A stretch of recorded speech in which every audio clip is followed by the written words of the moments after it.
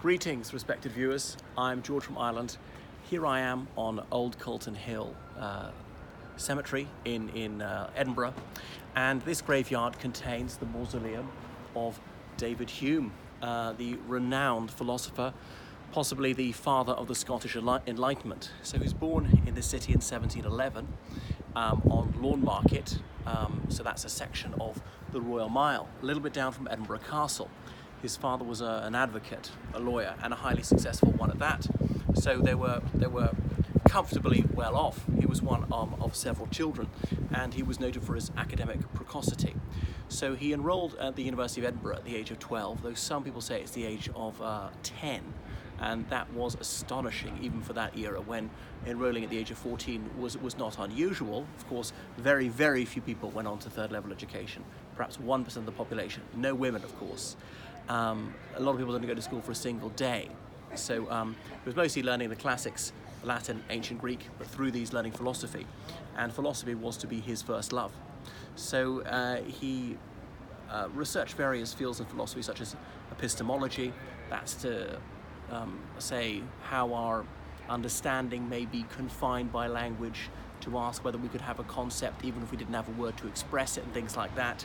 He wrestled with the is-ought problem. Just because things are a certain way, that doesn't mean that they necessarily should be a certain way. A lot of people don't grasp this point. Many people have been skewered by Hume's fork. So he published many philosophical treatises, most popularly the best known, the treatise on philosophy.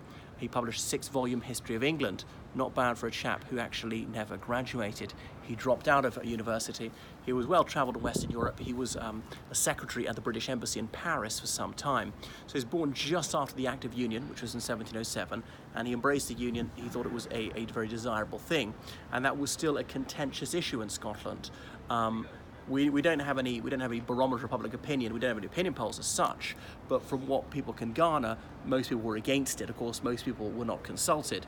It said when the Act of Union was passed outside the Scottish Parliament, a crowd outside booed and shouted, "No Union, English dogs." I think it was Robert Burns who wrote, "We were bought and sold for English gold."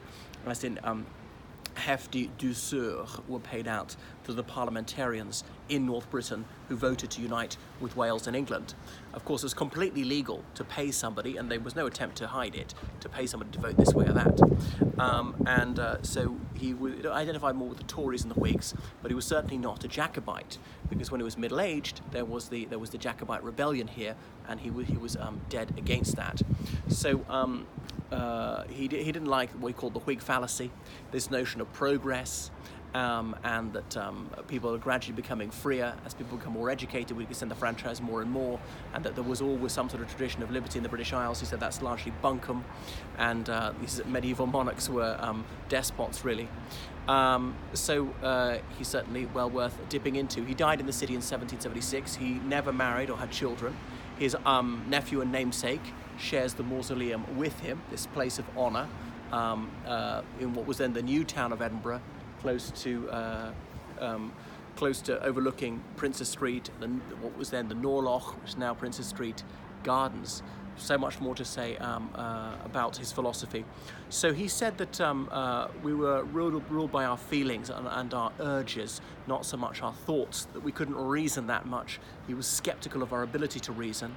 He didn't believe that the existence of the Almighty could be proven by looking at the creation, though he said, well, we should just still believe in God because it feels right to us to do so.